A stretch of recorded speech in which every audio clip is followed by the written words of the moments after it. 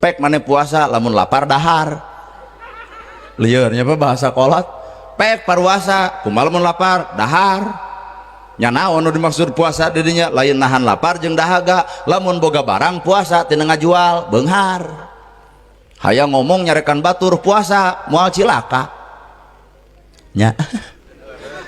tah puasa eta dari puasa sabulan lima Ramadan ngarana ieu mah urang mah satahun kudu puasa campleng lain lahan lapar jeung dahaga mun boga barang puasa tina ngajual mun boga domba puasa tina ngical babari beunghar teh lain haban jualan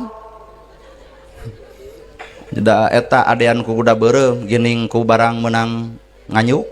batur moali kongkorong manehna ge sarua nu batur bisa dijual nu manehna henteu